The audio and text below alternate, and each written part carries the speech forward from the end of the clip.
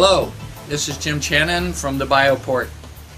Today for you I've got a program, and this is a program to bring our new ag economy into being. What do we have to do to make this ag economy work? This ag economy that I spoke about earlier that included the idea of land crafting, which is a new kind of economy. Living in the tropics, we don't need to go back to the old idea of farming in big plots and then ruin our capacity to live in the tropics, feel the tropical landscape around us, feel the breeze, be in the palm trees. We don't have to eliminate that in order to have food. We just have to add the food to that. So we're going to become agriculturally sufficient without losing the quality of paradise. And here's the idea about that. So here's our ag landcrafting feature. And let me just start here that we can create a model ag village. Now, there's been a lot of work done on that already, and that includes having hamlets designed for not subsistence farming, but subscription farming, where people drive through the hamlet and pick up the vegetables they've ordered. We figure out how to have a minimum of 2-acre lots so that the bigger house lots have enough room for planting and for catchment and for energy resources. To have a little village center where the food market is a big deal, not a little deal, and then have places and ways for other sources to come in, take food and take it away where it might be purchased and used somewhere else. So this whole idea of devoting an entire new say square mile to an agricultural village is very much what we have to do to change the type of development we have known up to date, which has pretty much been to support factory living.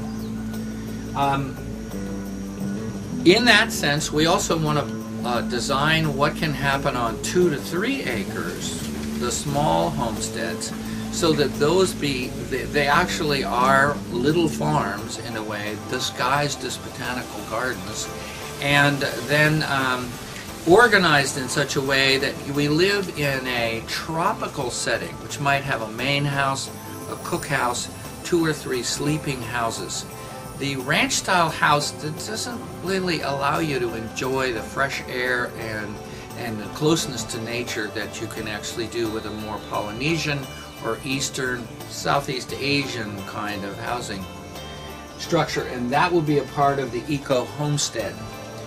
Then we want to model the 20-acre ag estate, and we have 100 of these according to the maps that come to us from the planning department. So between Parker Ranch and Surety and whatnot, things are getting chopped up in 20-acre parcels, usually with probably an owner who will have a main residence.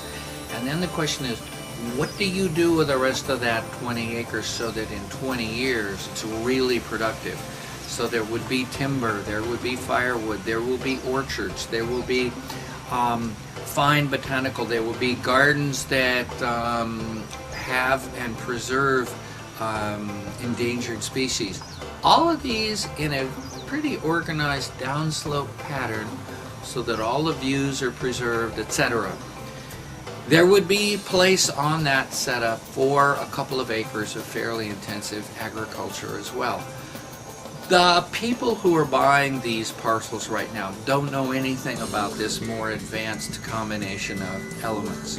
So we need a model for that.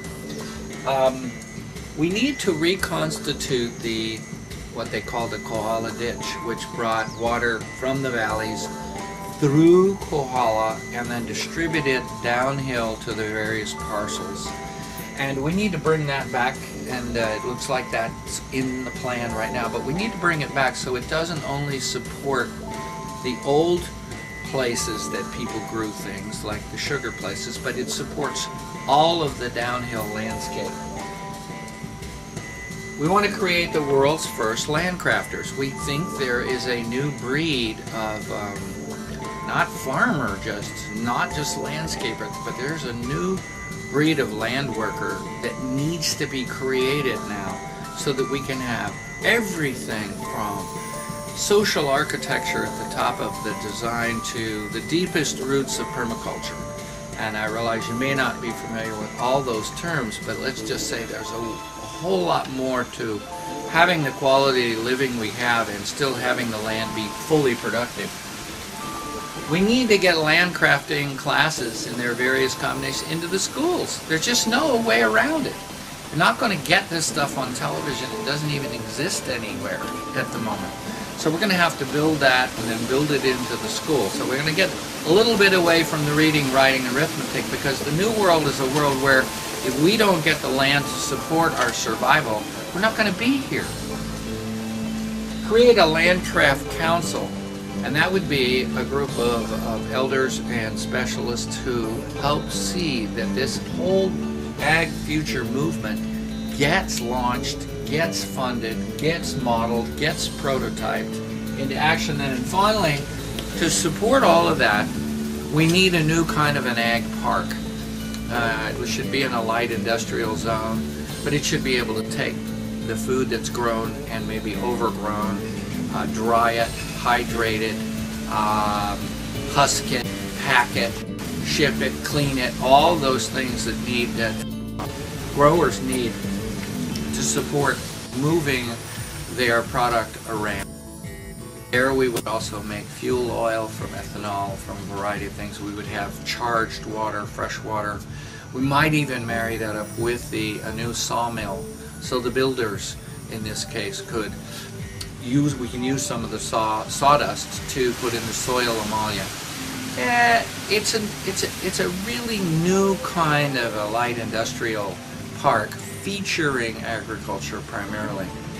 So here's 8 initiatives to take this idea called agriculture, land crafting, and to bring it to life in Kohala.